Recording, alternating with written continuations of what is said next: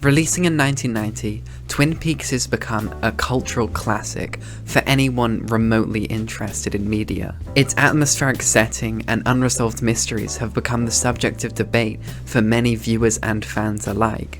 The show's creators, Mark Frost and David Lynch, but more specifically Lynch, have been near silent on the meaning, and it's been left up to fanatics to pick apart and dissect what's really going on. And there's no greater enigma in the world of Twin Peaks than the Red Room. For anyone who's even seen a clip of the Red Room, intrigue and questions are sure to follow. In this video essay, I will aim to explain every single Red Room sequence, to the best of my ability. But before we start, I have some disclaimers that I need to put out. Firstly, Lynch is very open about how once you explain something, it's ruined. So this video kind of runs completely antithetical to this premise, and to be honest, I feel a little bit bad talking about it, knowing that I'm going against the creator's intentions. If you want the real, true experience of Twin Peaks, then you should probably lock yourself away and slowly lose your sanity to create your own true meaning, with only cherry pie and black coffee as your means of subsistence. But I know a lot of people just don't have the time of day to do that, and I like making things as accessible as possible. So to balance this, when I'm talking about the sequences, I will try to explain and analyze what's happening, while only adding in my own interpretation when absolutely necessary. Second, to define the Red Room, as there's a lot of differing terminology with the Black and White Lodge. I'm ignoring these distinctions. If there's red curtains and a chevron flooring, I will talk about it, because that is the Red Room.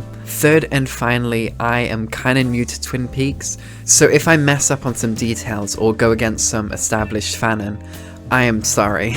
Oh, also, this will spoil the entirety of Twin Peaks, so if you haven't watched it, please go do it. It's like my favorite show ever. And without further hesitation, let's get into the video. Our first appearance of the Red Room comes in episode 3, or episode 2 if you don't count the short film pilot as an episode. After falling asleep, Cooper sees flashing images of Bob, and is given a monologue by Mike, or the one-armed man. This isn't in the Red Room, but I think it's kind of vital to our understanding to analyze this monologue. We lived among the people. I think you say convenience store. We lived above it. The convenience store is actually a real place we see in Twin Peaks. It acts as a home or a gathering place for all the cross-dimensional beings, almost like a pantheon. Next, we're given possibly the most important line in all of Twin Peaks. I mean it like it is, like it sounds. Lynch, though esoteric in his delivering, often gives us the answers to crack his art blatantly, right in our faces, even if that means being below our nose. Whether that's through semantics, the social interpretation of symbols and icons, or outright explaining the meaning but in a disjointed way, all the answers for Twin Peaks can be found in Twin Peaks. Immediately following, we can deploy this tool of understanding that Mike has given us. I, too, have been touched by the devilish one. Tattoo on the left shoulder. The devilish one is Bob. The devil in the Bible is the antagonist. He's a representation of sin, or as Albert puts it, maybe that's all Bob is. The evil that men do. I'd like to note something important with our newfound tool. We aren't delving into the deep philosophical discussions on, what is God? Is he actually the good guy? Or is he the bad guy because he's not preventing all the evil? Or was Satan misunderstood? When we say the devil, we mean the representation of the devil. What was the devil created for? For a representation of evil. That is how we're going to interpret the devil. We're seeing it like it is, like it sounds. But this leaves us with another question. Who is God? This is a bit trickier to answer as we're not outright told. But I believe it's the Giant. Not only is he one of the only spirits to actively work against Bob, but he also possesses some godlike qualities. Using the Epicurean paradox as our qualifiers for God, because I don't know where else you find qualifiers for God. We see 3 standards set.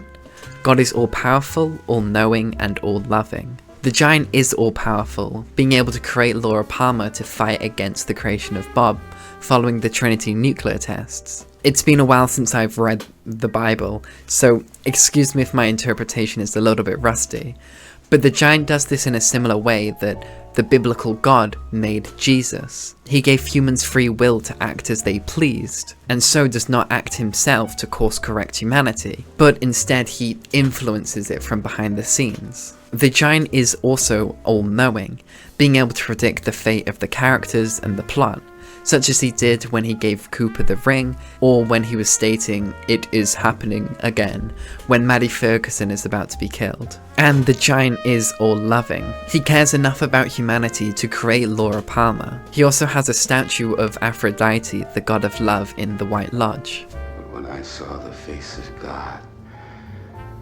I was changed. I took the entire arm off. So upon Mike meeting the Giant, he cut off his arm and rid himself of his tattoo, a branding on his skin representing his allegiance to Bob, the devilish one. So to continue on with the Red Room analysis, Dale Cooper is old and wrinkly. This could be because it's a vision from the future, where he spends 25 years in the Black Lodge. He's accompanied by what looks to be Laura Palmer and a little person. In Fire Walk With Me, we're told that the little person is the arm that Mike cut off. If this makes no sense whatsoever, remember that the spirits are personifications of the otherworldly beings. Mike doesn't actually look like Mike. He possesses the body of Philip Gerard, just as his severed arm wouldn't actually look like Michael J. Anderson. It's just a representing form of that character. The arm exclaims,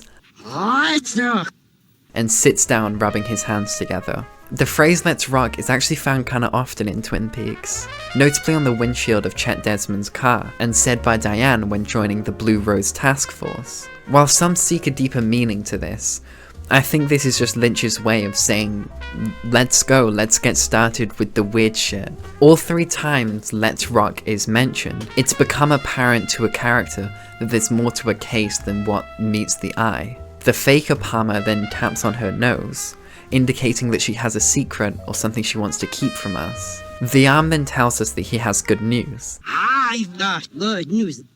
That the mule wash is going to come back in style. This same phrase is said in Season 2, Episode 9. The waiter hands Cooper a piece of gum, which incites Leland Palmer to speak up, telling the waiter that he loved that gum as a child. The waiter then tells Leland that the gum he likes is coming back into style. This causes Cooper to have a flashback to the first Red Room sequence, revealing to him that Laura Palmer's killer is Leland Palmer. I'll explain how that happens in just a moment. The arm continues to tell us that the faker Palmer is his cousin. She's my cousin. But doesn't she look almost exactly like Laura Palmer? Now, hold on to your cup of coffee because I have absolutely no idea if what I'm about to explain will make sense to anybody but me, but it's my interpretation. So, Bob and the Giant are 2 sides of the same coin. They're God and Satan, or in their truest form, they're good and evil. They cannot exist without each other. They're connected, but separate. In Season 3, Gordon Cole explains that the left ring finger... Yeah, I did have the right one. The left ring finger... Is this... Yeah, no, I got the right one. That the left ring finger is the spiritual finger. By proxy, the left arm would probably be the spiritual arm. The tattoo that Mike gets, acknowledging his allegiance with Bob, is also on his left arm. We can view this as some form of marriage between the two. When Mike cuts off his arm, this creates a new entity. We can view this as some form of birth. On the other side of the family, the Giant creates Laura Palmer. Not the physical Laura Palmer, that was the work of Leland and Sarah, or, to carry on our analogy, Mary and Joseph. The Giant creates the essence of Laura Palmer, who I refer to as the faker Palmer, which is then instilled within the physical Laura. In the same way that Jesus is the Son of God, Laura Palmer is the daughter of the giant. This would make the Faker Palmer and the Arm cousins. Cooper inquires with the Faker Palmer, asking if she is the real Laura Palmer. The Faker Palmer says, I feel quiet, no, but sometimes my arms bend back. commenting on how the Faker Palmer and Laura Palmer are intrinsically connected. Even if they are different entities, they still inhabited the same body. The Arm then states that she's full of secrets, calling back to the Faker Palmer tapping on her nose. He follows this with, Where we're from, the birds sing a pretty song, and there's always music in the air. I don't have a great interpretation for this, other than that the entrance to the Black Lodge is in the forest, which birds would be, and there's often some smooth jazz being played, which funnily enough is exactly what happens next. The Arm gets up to dance, while the Faker Palmer walks over, kisses Cooper, and then whispers the name of her killer in his ear.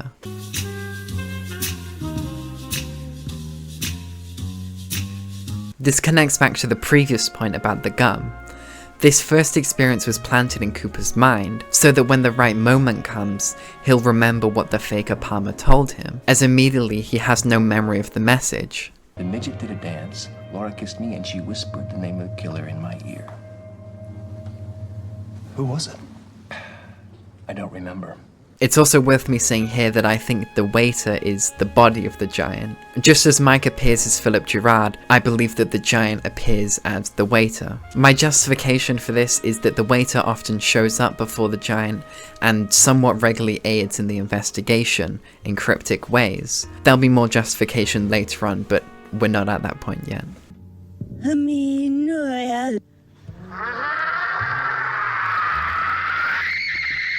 We begin looking down the corridor of the Red Room, where the Arm tells us, "I've waited for you," before fading to black, and then showing Cooper and the Arm sat down in their original positions from the last sequence. The Arm states, "When you see me again, it won't be me." This could be referring to two things. The first is that the doppelgangers will show up pretty soon.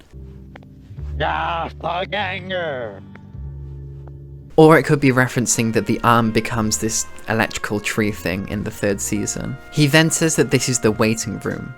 The waiting room is another name, or the proper in-universe name for the Red Room. Cooper is then offered coffee and told that some of his friends are here. Upon this being said, the Faker Palmer walks in and sits next to the Arm. Greeting Cooper, she tells him that she'll see him in 25 years, calling back to the first sequence when Cooper was old and wrinkly. The Faker Palmer then throws up a hand gesture, which, for the life of me, I can't figure out. I've spent so long racking every annal of my brain for just one satisfying interpretation, but I can't get that.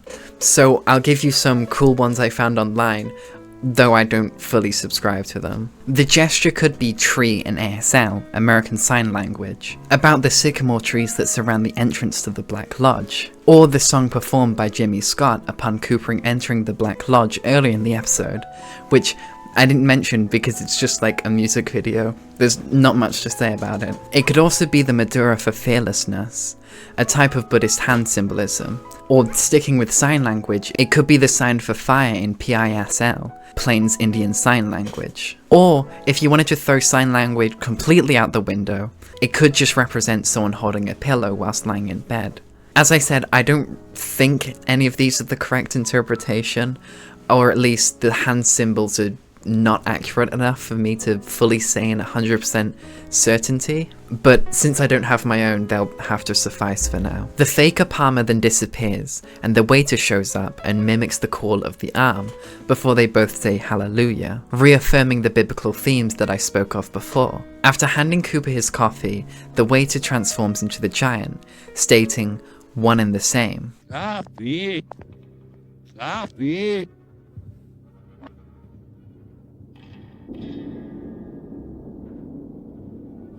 One and the same. strengthening that the giant and the waiter are one being, or that the giant possesses the waiter. The arm begins to rub his hands again, something he did in the previous sequence. Upon doing this, it distorts the flow of time, making Cooper's coffee flow quickly, not at all, and then very slowly. It's unclear whether the rubbing of the hands is time manipulation specific, or it's just the way that the spirits can enact their power. The arm prophesizes the entrance of Bob, and then repeats that familiar line, "Fire, walk with me," before the screen bursts into flames. A jump scare that gets me every single time I watch this scene, even though I know it's coming. So what does "Fire, walk with me" mean? I believe it's inviting evil to join you, to manifest inside of you. Fire destroys, and by walking with you, it destroys all that's around you. Also, the devil is heavily associated with fire, and as Mike tells us, Bob is the devilish one.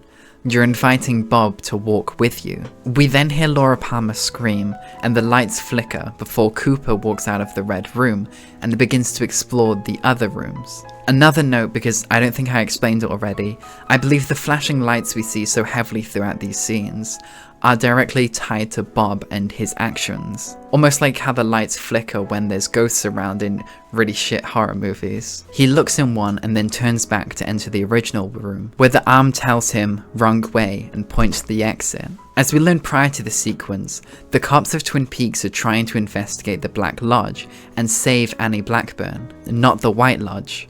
From this we can assume that Cooper was in the White Lodge, the domain of the giant, but is now entering the Black Lodge, the domain of Bob. In the Black Lodge we meet the doppelganger of the arm and Maddie Ferguson, the cousin of Laura Palmer who was also killed by a Bob-possessed Leland Palmer. When Cooper tries to return to the White Lodge, he finds it's disappeared, leaving only the doppelganger of the arm and Laura Palmer. A good way to tell if someone's a doppelganger is if they have the greyed out eyes. Or in the case of the arm, they straight up tell you. From this point it can be pretty clearly assumed that Bob is now in control. We're in his domain now, and he intends to torment his prey. Cooper naturally runs away from the screaming Laura Palmer, only to find out that he's bleeding from his previous gunshot wound. Stumbling back, Cooper finds a copy of himself laying on the ground next to Caroline Earle, the wife of Wyndham Earle who he is having an affair with. Both are bleeding from their stomachs. As she sits up, she transforms into Annie Blackburn, the diner waitress that Cooper was now in a relationship with, who was later taken into the Black Lodge by Wyndham Earle. There's a lot of switching between Annie and Caroline, especially in the next scene, where Annie tells Cooper that her husband is the one that killed her, which didn't happen, before turning into Caroline, who was killed by her husband. There are a lot of parallels between Annie and Caroline, both aesthetically and in their relation to Cooper. Cooper failed to protect Caroline from the wrath of Wyndham Earle.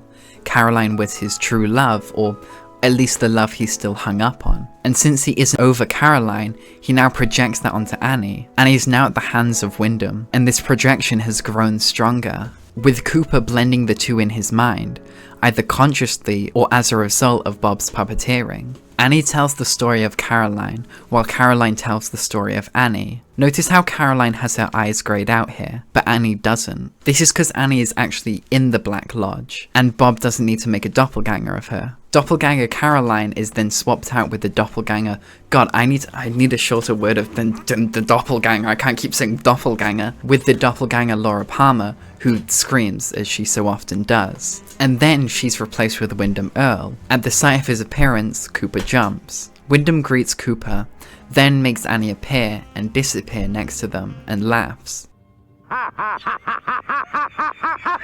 His allegiance with Bob has granted him some power within the Black Lodge. Wyndham offers Annie's freedom at the cost of Cooper's soul. Cooper accepts this offer, which prompts Wyndham to stab him. However, the fire returns, time is reversed, and Bob appears, holding Wyndham by the scruff of his neck. With Wyndham screaming out of pure desperation, Bob claims that he has no right to take Cooper's soul.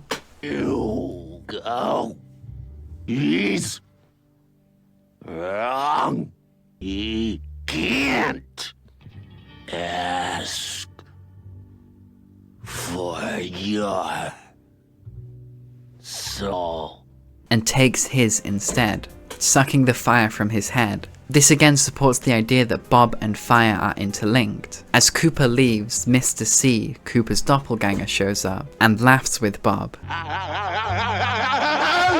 If you recall, Deputy Hawk told Cooper that you would meet your shadow self in the Black Lodge. This is that in action. Cooper meets Leland's doppelganger, who tells him that he did not kill anyone, which, I mean, I guess it's true. His doppelganger didn't do anything, it was actually Leland. The faker Cooper then chases down Cooper and captures him, sealing his fate. Cooper will be stuck in the Black Lodge for 25 years, while Mr. C will roam free, carrying out the will of Bob. This sequence was a lot more straightforward, so I hope it didn't come off as like a little bit recappy.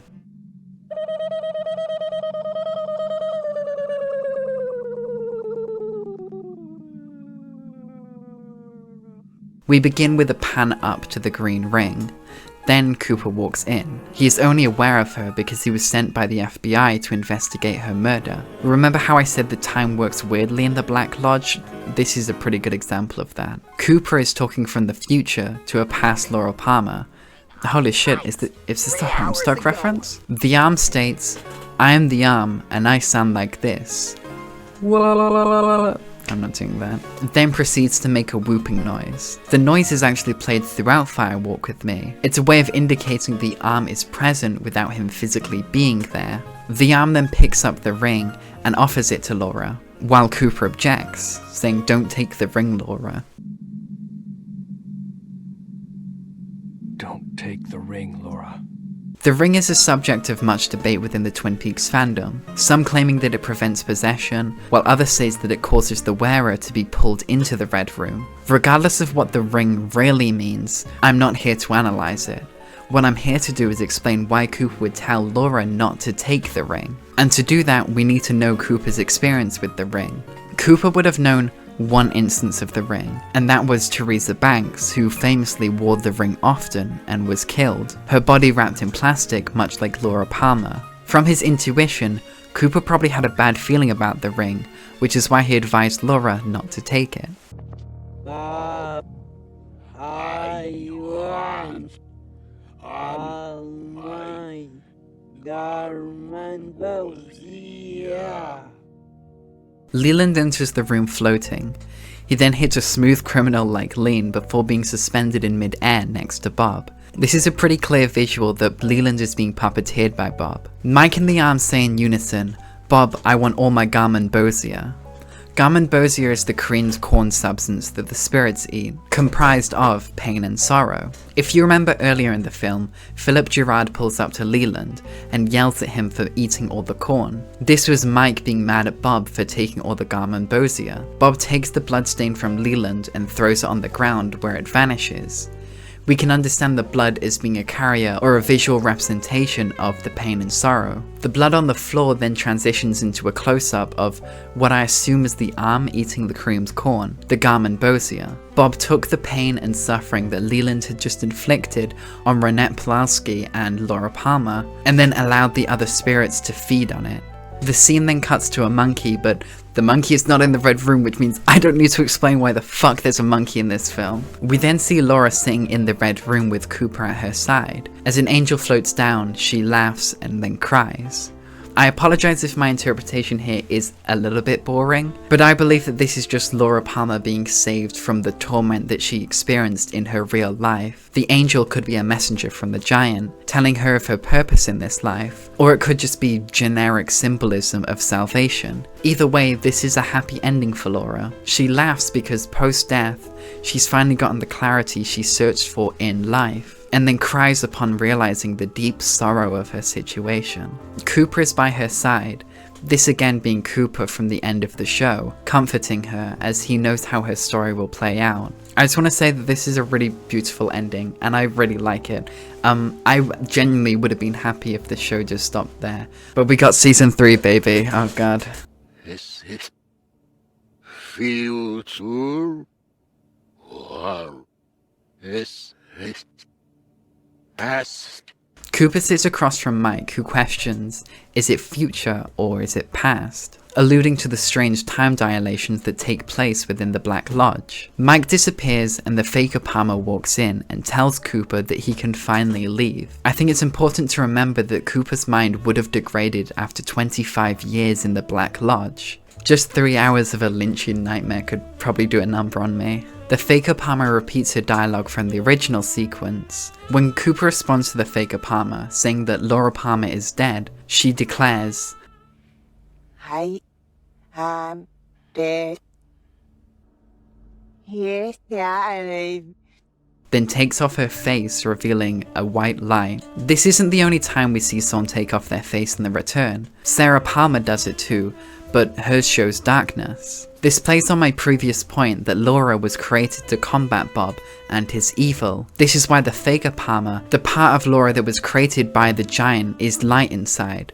She is the light to wash away the darkness of Bob. When Cooper asks when he could leave, the Faker Palmer walks over, kisses him, and then whispers in his ear, just as in the original sequence. However, after, she screams pretty horrifyingly and is dragged up as the curtains blow. This could be her being ascended to the White Lodge, as we see a similar movement being pulled when the Faker Diane is dragged into the Black Lodge. Her time, like Cooper's, is done and she can finally leave. But unlike Cooper, she's a creation of the giant and cannot return to the real world, and so must be dragged up to the White Lodge. Or, alternatively, the show is beginning again, and it needs Laura Palmer. Twin Peaks only exists because Laura Palmer died, and now that the cogs of show business are churning again, Laura can't stay peacefully dead, because with no Laura, there is no Twin Peaks. The curtains blow back and reveal a pale horse.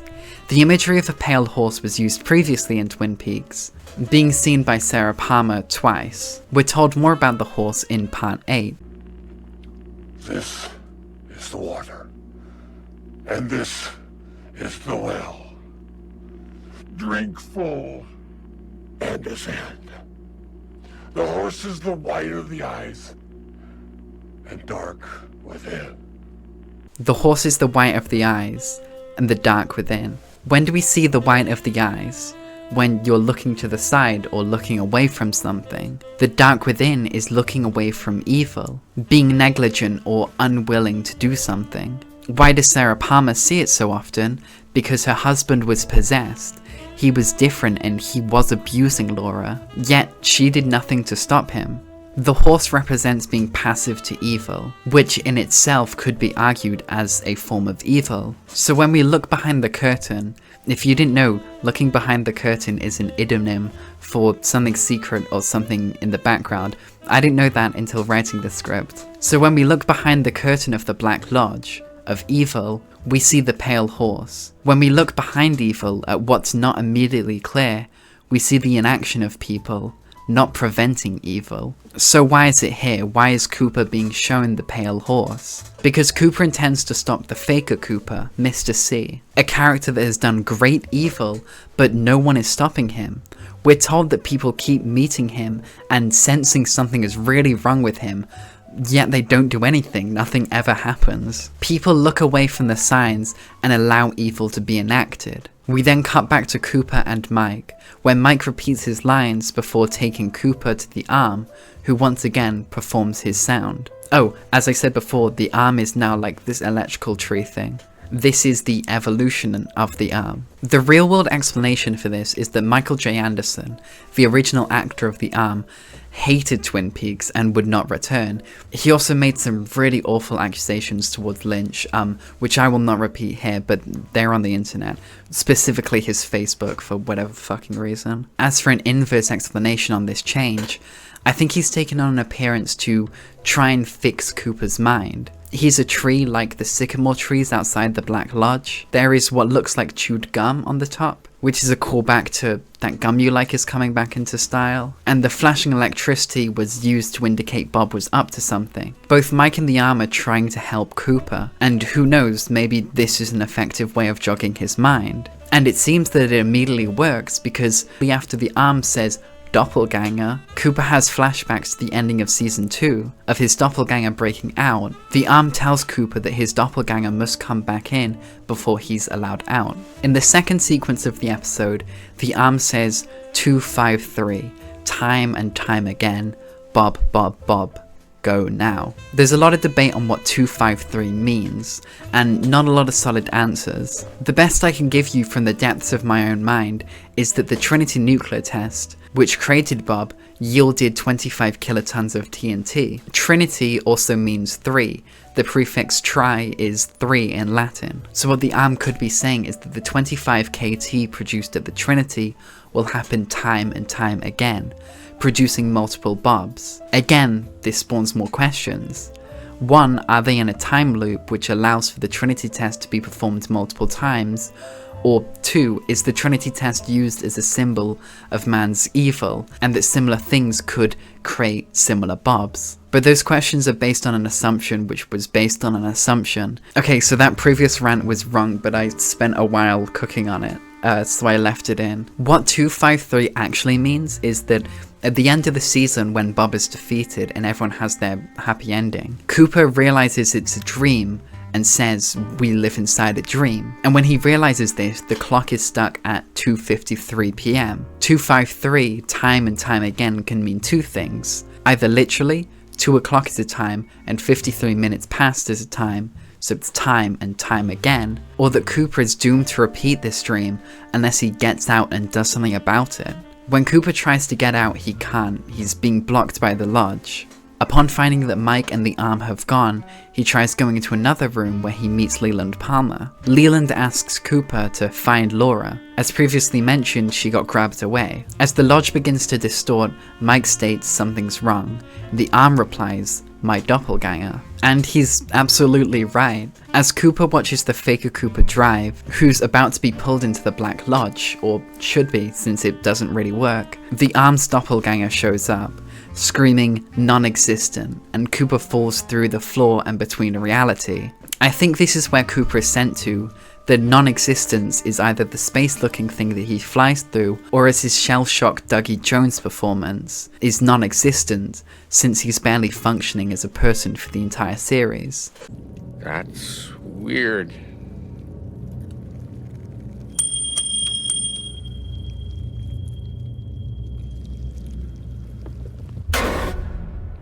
We see Dougie sitting in the Red Room after being brought back. After 25 years, the Faker Cooper was meant to return. However, he created a tulpa to take his place. This is why the Faker Cooper threw up and saw the curtains of the Black Lodge. The powers that be tried to grab him. If you're unaware, a tulpa is a Tibetan Buddhist, materialized being, created from spiritual practice. However, in the Peaks universe, they're manufactured from a seed and an organic material. Dougie says he's feeling funny and questions what's happening to him. Mike tells him that someone has manufactured him. Someone manufactured you for a purpose. So that the Faker Cooper could stay in the real world. Dougie begins to shrink and then his head bursts black smoke, revealing a golden orb and a grey thing. This is the seed and the organic matter. Mike covers his eyes as it appears and burns up. This could be because he doesn't want to see the death, or because it burns too brightly. Only the seed and the ring are left. Mike picks them up and places the ring on the table, keeping the seed for himself. Someone manufactured you. I know. Fuck you.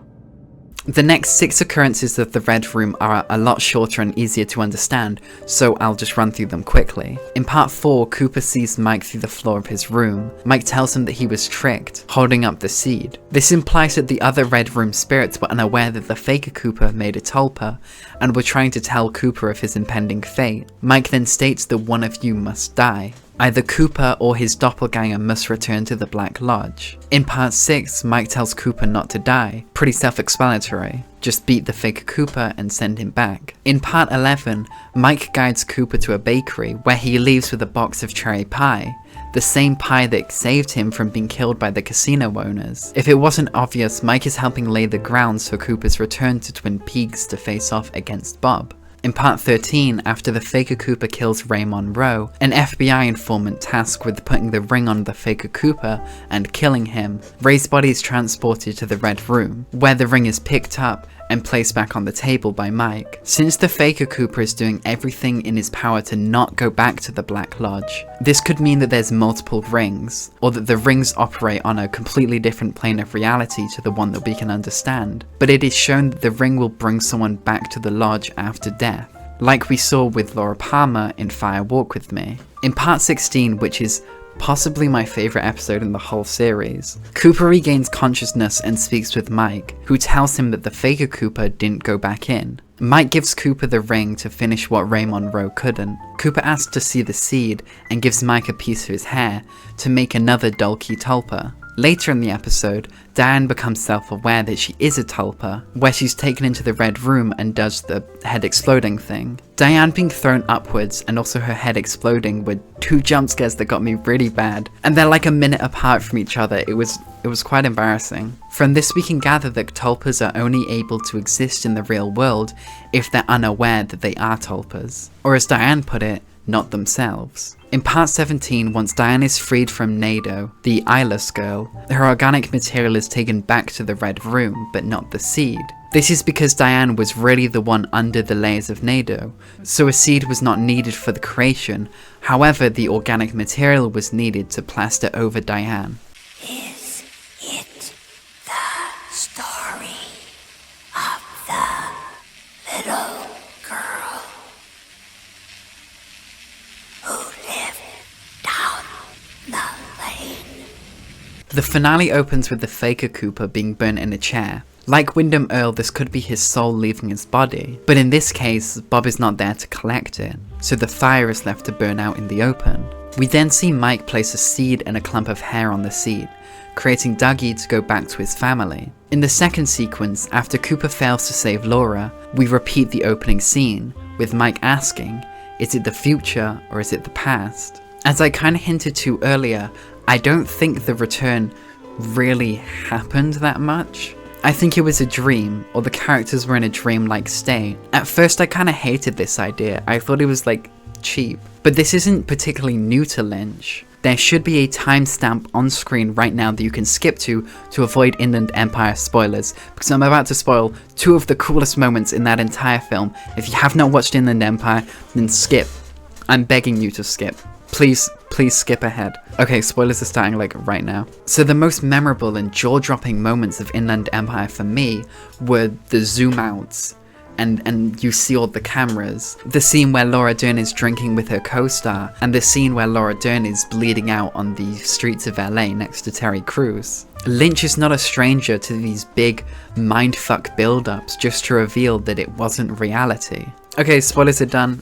Welcome back, everyone. Cooper and Mike meet with the arm again, who questions, is it the story of the little girl who lived down the lane? So my interpretation of this is a bit contradictory to the last point I just made. I do think the events of the return did happen, and what Cooper is trying to do is fix Twin Peaks.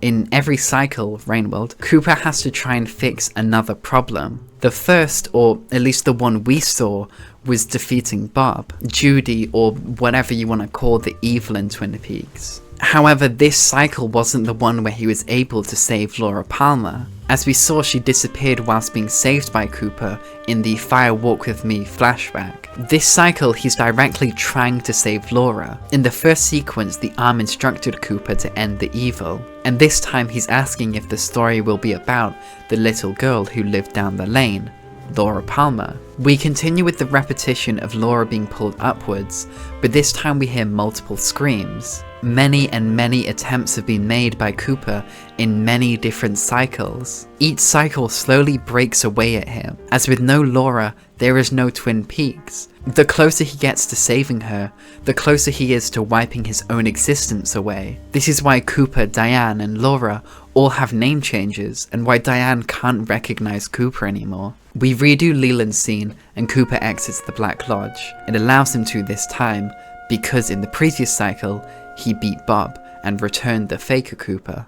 And with the finale wrapped up, that is it for the analysis. I hope you have enjoyed watching. I wrote the script in 3 days, which is kind of crazy for how much I was able to lock in. Also, I'm sorry if I've been like off this video. I've been awake for like 21 hours because I woke up at like 12. and I tried to record the video in the daytime. I'm also ill, but I tried to record the video in the daytime, but I couldn't because that window thing behind me is like the brightest thing ever, and so I've had to like stay awake. It's been awful, and I'm going to crash so much after this video.